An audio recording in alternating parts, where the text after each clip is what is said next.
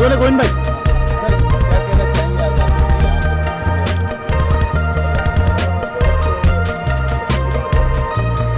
बहुत समय से हम लोग प्रयास कर रहे थे, मैं भी और सुजीत भैया भी, कि हम लोग साथ में कोई फिल्म करें। और चूँकि फिल्में तो हमने बहुत सारी की है साथ में, पर तब भैया सहायक निर्देशक हुआ करते थे और उस समय हमने 4-5 फिल्में साथ में किया था। पर भैया ने जब निर्देशन शुरू किया तब से हम लोग दोनों ही प्रयास करते रहे, कभी ऐसा संयोग बना नहीं। बहुत दिनों के बाद ये मौका आया है कि हम दोनों लोग साथ में आ रहे हैं और साथ में रितु जी के साथ भी कई बार हम लोगों ने प्रयास किया था, तो फिल्म नहीं आ पाई।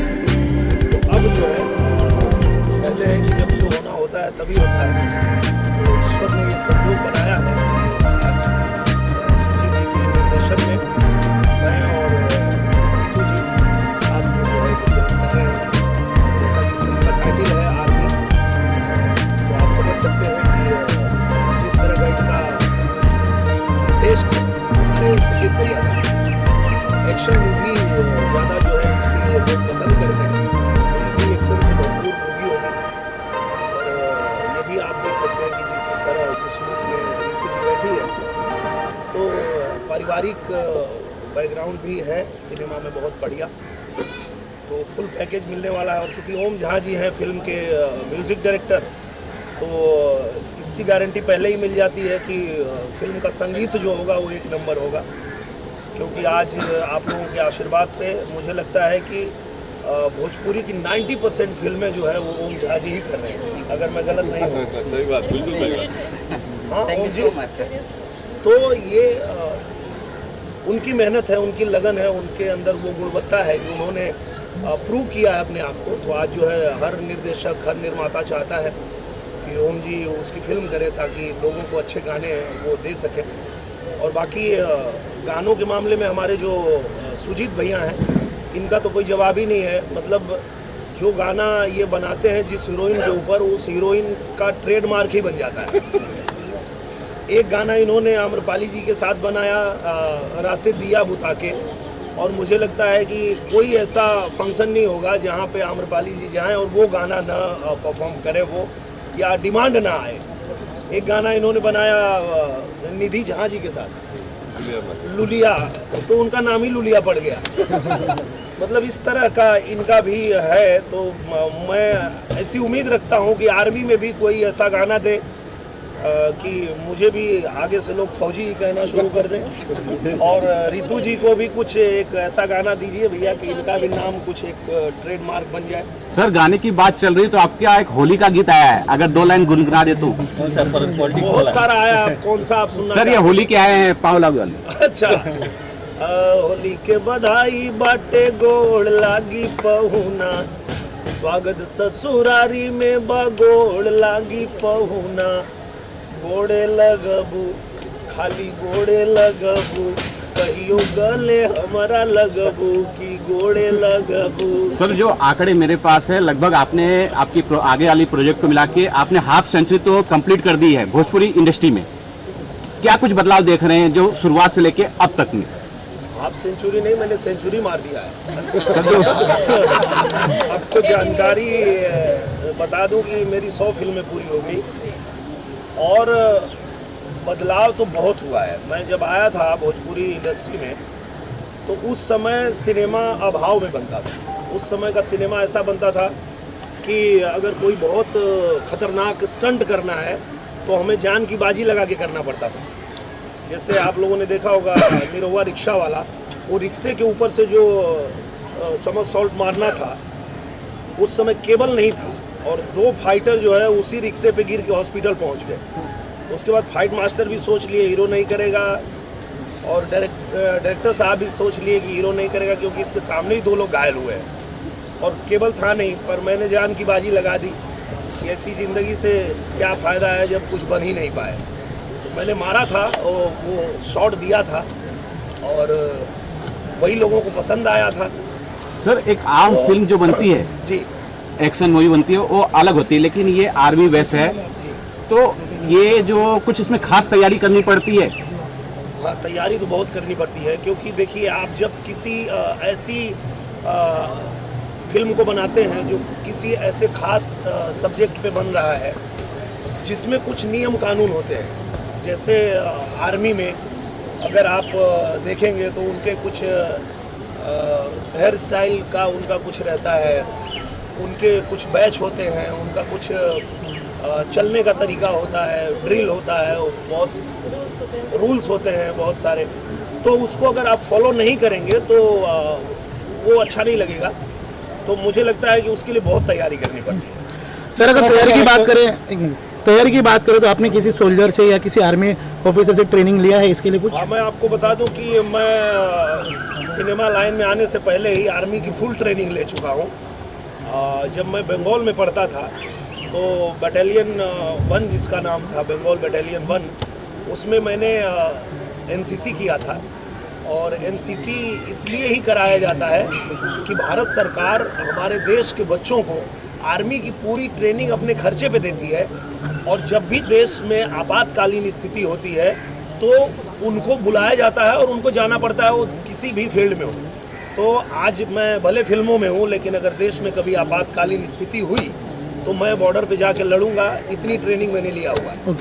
मैम आपसे जानना चाहेंगे कि आज इस फिल्म में आपका किस तरह का रोल है और आज यहाँ कुछ कोई शूटिंग कर रहे हैं, उस बारे में बताइए। सबसे पहले अपने सभी दर्शकों को प्रणाम। मैं आपकी रितु सिंह, और इस फिल्म का मैं क्या बोलूँ, बिकॉज जो आर्मी टाइटल है अपने आप में बहुत प्राउडी टाइटल है। तो उसमें आप देख रहे हैं getup is just a married women है, न्यूली मैरिड वुमेन है, जो एक आर्मी ऑफिसर की जो वाइफ होती है उसका किरदार में प्ले कर रही हूँ दिनेश सर के अपोजिट। एंड एक जो घरेलू हाउस वाइफ होती है उसका किरदार, उसका सपोर्ट क्या रहता है, ऑल अबाउट गेटअप यही है। और मुझे लगता है कि जो किरदार रितु जी निभा रही हैं हमारे हिंदुस्तान में, इसको हम कह सकते हैं कि इससे बड़ी जो बलिदान की देवी कह लीजिए, जो भी कह लीजिए, मुझे नहीं लगता है कि कोई हो सकता है जो आर्मी ऑफिसर की वाइफ होती हैं। आज हम आप अपने घर से बाहर निकलते हैं तो हमारे घर के जो परिवार के लोग हैं उनको पता है हम शाम को आएंगे, फिर भी वो 50 बार फ़ोन करके और पूछते हैं कि आप कैसे हो, घर अभी आए नहीं, पहुँचे नहीं। आर्मी ऑफिसर की वाइफ का क्या कलेजा होगा, आप सोचिए कि वो बॉर्डर पे जा रहे हैं, पता नहीं जीवित वापस आएंगे कि नहीं, इसके बाद भी उनको भेजती हैं। तो उनका तो जिगरा मानना पड़ेगा, और वो किरदार निभा रही हैं रितु जी। सूजी जी, इस फिल्म के बारे में कुछ आप बता सकते हैं, कुछ कहानी के बारे में कुछ डिटेल देंगे? नमस्कार। हमारे यहाँ जितने भी मीडिया कर्मी हैं आए हैं सबको बहुत बहुत तहे दिल धन्यवाद। आर्मी के बारे में सिर्फ इतना ही कहूँगा कि जैसे भैया दिनेश जी अभी बोले कि हम दोनों भाई लगभग 10-12 साल से साथ में काम कर रहे हैं। तो एक होता है कि भैया का एक्शन पैटर्न, मेरा एक्शन पैटर्न, साथ में काम करने का संजोग बनते बनते संजोग में सबसे बड़ा हाथ जो है हमारे जो प्रोड्यूसर है मुरली लालवानी जी, इनका एक था कि नहीं दिनेश जी के साथ में काम करना है। और हमारी मैडम जो है मनोरमा जी हमेशा बोलती थी कि आप किसी भी हीरो के साथ में काम करो, लेकिन दिनेश जी के साथ में काम करो, तब मुझे लगेगा कि हम अब फिल्म कर रहे हैं। क्योंकि हमारे बच्चे लोग जब भी आते थे सेट पे तो हमेशा, आज भी बच्चे लोग बोलते हैं हम तो दिनेश अंकल में जाते हैं, जब बड़े हो गए सब परवंडे पड़ रहे हैं, लेकिन आज भी बोलते थे। सर आपकी जो पिछली फिल्म है एक्शन मूवी है, सर ने भी बोला एक्शन मूवी आपने काफ़ी अच्छे से डायरेक्ट करते हैं, ऐसी कोई पाइपलाइन में है मूवी जिसमें किसी भी तरह का मारधार नहीं है, ऐसी कोई है पिक्चर आप कर रहे हैं, डायरेक्ट कर रहे हैं? नहीं, ऐसा नहीं। क्या होता है ना कि डिपेंड हमारा स्क्रिप्ट क्या है। जैसे भैया ने बोला आर्मी, ये एक आर्मी है। ये इस फिल्म के अंदर क्या है कि जो आज बॉर्डर पे, आज बर्फ में जगह जगह पे आदमी जान पे खेल के आर्मी जो हमारे देश की सुरक्षा कर रहे हैं, उनकी वजह से हमारे चैन की नींद सो रहे हैं। तो कम से कम हम इस फिल्मों के माध्यम से वो हमारे असली हीरो है, जिन्हें भैया ने कहा कि नहीं हमारे जो असली हीरो है उसका प्रेजेंटेशन क्या होता है, लोगों तक कैसे पहुँचे, यही आर्मी। बिल्कुल। इसमें बेसिकली क्या बताना चाहते हैं, क्या मैसेज देना चाहते हैं इस फिल्म के जरिए? मैसेज यही है कि हमारे देश के जो सबसे बड़े हीरो हैं वो आर्मी के ही ऑफिसर हैं, आर्मी के ही जवान हैं। तो हमें लगता है कि बाकी विषयों पे फिल्म तो हम बनाते ही रहते हैं, अपने रियल हीरो लोगों को समर्पित करके एक फिल्म हमको बनानी चाहिए, और इसलिए ही हम ये फिल्म बना रहे हैं। इसकी शूटिंग सर क्या बॉर्डर पे भी करने वाले जो रियल लुक होता है आर्मी? जी हाँ जी। जी। यहाँ तो सिर्फ गाने से शुरुआत हुई है, बाकी पूरी फिल्म तो बॉर्डर पे ही होगी। बोला समझिए जो अपना ये इंडिया पाकिस्तान बॉर्डर है वहाँ भी होगी, यूपी में होगा, 3-4 लोकेशन। रिलीज करने का कब तक प्लानिंग चल रहा है? सर बॉर्डर मूवी से कितना अलग होगा सर? ये आपकी बॉर्डर मूवी भी आई थी बॉर्डर से बिल्कुल अलग है, क्योंकि बॉर्डर में जो मेरा किरदार था वो अलग ही था। एक किसान का बेटा था और वो उसके भाई को पकड़ लेते हैं लोग, तो वो जाता है उसको छुड़ाने के लिए, आर्मी में ही भर्ती हो जाता है।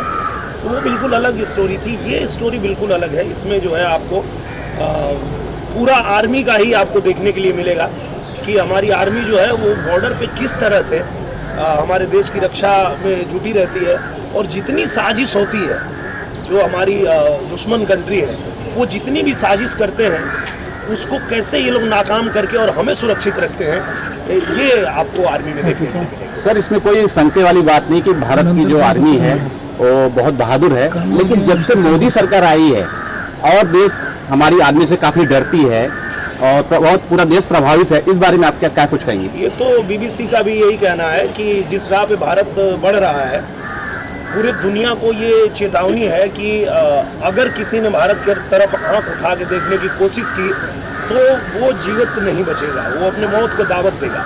जो भी ऐसी हरकत करेगा कि वो भारत की तरफ आंख उठाए तो सीधे सीधे वो अपनी मौत को दावत देगा। तो मुझे लगता है कि आपकी बात एकदम सही है। जब से मोदी जी आए हैं उन्होंने हमारे आर्मी को पूरी छूट दिया है। पहले जैसा कि हम सुनते थे कि आदेश नहीं मिल रहा है, आदेश नहीं मिल रहा है, लगातार हमारे जवान मारे जा रहे हैं पर हमारी सरकारें आदेश नहीं दे रही है। तो अब मुझे लगता है कि उनको पूरी छूट दिया है मोदी जी ने कि अगर कोई भी हमारे बॉर्डर पे हरकत करता है या हमारे देश के ऊपर कोई भी आंख उठाता है तो उसको दौड़ा के मारो, घुसा के घर में मारो। तो ये छूट तो दिया है। कभी कभी सर छूट भारी पड़ जाता है, जैसे महाराष्ट्र मुंबई में घटना घटी है अंटालिया पे, जैसे कि एक पुलिस ऑफिसर अरेस्ट हुए हैं, उनको इतना छूट दिया गया था कि वो खुद बम रख के गाड़ी रखवा रहे थे। देखिए क्या है, समाज में अच्छाई बुराई दोनों है। आप ये नहीं कह सकते कि हर व्यक्ति अच्छा ही है, हर जगह ही अच्छा है। अच्छाई बुराई हमारे अंदर भी है, आपके अंदर भी है। तो हम ये भी नहीं कह रहे हैं कि पूरा जो 130 करोड़ जनता है वो सब लोग जो है अच्छे ही हैं। उसमें कुछ लोग ऐसे भी हो सकते हैं जिनकी मानसिकता जो है वो गलत राह पे चली जाए, वो किसी लालच में आके, लोभ में आकर के और गलत रास्ते पे चले जाए। तो कानून है उसके लिए, उनको सजा देगी कानून। मुंबई में एक पॉलिटिकल आप भी होते हैं, पॉलिटिकल क्वेश्चन सर, माहौल बहुत खराब चल रहा है पॉलिटिक्स को लेकर। खास करके गृह मंत्री का नाम आ रहा है कि मुंबई से सिर्फ 100 करोड़ का मांग कर रहे थे। अभी ट्रांसफ़र को लेकर कई सारे घोटाले सामने आए हैं। जो बीजेपी के लोग हैं वो लोग लगातार यहाँ पे महाराष्ट्र राष्ट्रपति शासन की मांग कर रहे हैं और गृह मंत्री का इस्तीफा मांग रहे हैं, लेकिन यहाँ के मुख्यमंत्री इस पूरे मुद्दे पर अभी तक कुछ नहीं कह रहे हैं। मुझे लगता है कि राजनीति में हम लोगों को नहीं पढ़ना चाहिए। इसलिए नहीं पढ़ना चाहिए क्योंकि पक्ष विपक्ष जो होता है एक दूसरे पे आरोप प्रत्यारोप करते रहते हैं, वो उनका काम है। अभी हम लोग फिल्म के माहौल में हैं तो यहाँ पे हम लोगों को उसमें पढ़ना ठीक नहीं है। सर आपसे जानना चाहेंगे, पोस्टर में एक छोटी सी लड़की का दिखाई गई है, उस बारे में कुछ प्रकाश डालना चाहेंगे? वो भैया बताएंगे। हाँ सर आपसे बात करें। वो छोटी सी जो बच्ची है फिल्म के अंदर है, कैरेक्टर के अंदर है, ये दिनेश जी रितु जी की छोटी बच्ची है, सिनेमा के अंदर है। वो उस सिनेमा का केंद्र बिंदु है, जो मतलब होता है जो अपने इनके घर में जो है उन्हीं की वजह से सारी घटनाएं घटती है, वो इसलिए केंद्र बिंदु बना हुआ है। सर तो रुक रहे हैं, सर के पास जरा सवाल मेरा है, क्योंकि ये है और लेखक भी आपने लिखा भी। एक लेखक जो है पूरा जिंदगी जी लेता है, पूरी स्टोरी है अपने आप देख लेता है। तो कितनी भव्य पिक्चर बनेगी पिक्चर? मैंने तो इस पर डायलॉग पे काम चालू है, एक स्क्रीन प्ले ब्लॉक हुआ है क्योंकि जल्दी में हो रहे थे। इसमें कुछ सब्जेक्ट ऐसा है कि इसको मैं बिल्कुल ही, जैसे सर निर्वाज दिनेश जी ने कहा अभी कुछ चीज़ें उन्होंने भी सीक्रेट रख ली, कोई लीक नहीं करना चाह रहे, क्योंकि ये एक अलग सब्जेक्ट हटके है थोड़ा। कहानियाँ तो सभी लिखते हैं हटके, हर कोई राइटर बोलते हैं मैंने हटके लिखी है। तो ये वाकई में कुछ है सब्जेक्ट जो आमतौर पे इस भोजपुरी फिल्म में देखने को नहीं मिला हुआ। इस तरह का कुछ सीन्स ऐसे हैं। सर जब आप आर्मी की फिल्म बना रहे हैं, अगर आप एक छोटी सी भी गलती करने का लिखने में, जैसे बताए थे कि कुछ उनका ड्रेस हमने उस बारीकी को ध्यान में रखा मैंने काफ़ी गूगल पे कुछ चीज़ें देखी है। मैंने इस तरह सब्जेक्ट नहीं, मैंने मराठी, हालांकि ओम जी को पता है, मैंने बहुत फिल्में लिखी है, मैं तो महेश माजरा सबके साथ, मगर भोजपुरी का एक शौक़ था। मैंने सीता फिल्म भी लिखी थी तो ध्यान पे डाकू कैसे बनते हैं उस टाइम भी मैं, मुझे मालूम नहीं था, मैंने कभी आर्मी बॉर्डर नहीं गया, मगर गूगल पे काफ़ी उनके कॉस्ट्यूम, हेयर स्टाइल, ये सब आजकल गूगल में मिल जाता है। ये था। और इसमें आर्मी की बहुत एंट्री लेट है, मगर वो हाईलाइट है हमारे देश के किस तरह के, मतलब उनके एक डायलॉग पे ही आपको क्लियर हो जाएगा सर के कि अब देश पे जब भी संकट आवेला आर्मी आगे आवेला, मतलब ऐसे कई सारे डायलॉग मिलेंगे। तो उससे आपको खत्म हो 15-20 मिनट में जो आर्मी आती है पूरी पिक्चर को हाईलाइट कर देती है। जी मैम, आप क्या कुछ शुभकामना देना चाहेंगी फिल्म को? आप बैठे हैं। नमस्ते, मनोरमा सिंह बोल रही हूँ। इसमें नाम ही इतना अच्छा है कि इसके आगे मैंने ये नाम से ही लग रहा है कि लोग के लिए, पब्लिक के लिए कितना इसमें दम होगा। एक नाम ऐसा चीज़ है कि नाम से ही लोग प्रोत्साहित हो जाएंगे। तो इसमें मैं क्या करूँगी बताऊँ ज़्यादा, खास करके जब पिक्चर बनेगी तो ऑलरेडी सबको पता चलेगी, देख के ही सब लोग बताएंगे कि क्या है इसमें, वो ज़्यादा बेटर रहेगा मेरे हिसाब से। सबकी आने वाली पिक्चर कौन कौन सी, इस बारे में जानना चाहेंगे? आने वाली जो फिल्में हैं उसमें एक तो गबरू तैयार है महेश पांडे जी की, उसके अलावा आई मिलन की रात वो भी तैयार है, एम.आई. राज जी ने डायरेक्ट किया है।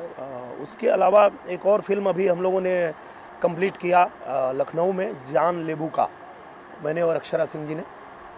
और इसके अलावा एक और फिल्म है निरहुआ द लीडर, जो लॉकडाउन की वजह से तैयार तो थी पर रिलीज़ नहीं हो पाई थी, अब जो है वो रिलीज़ होने जा रही है।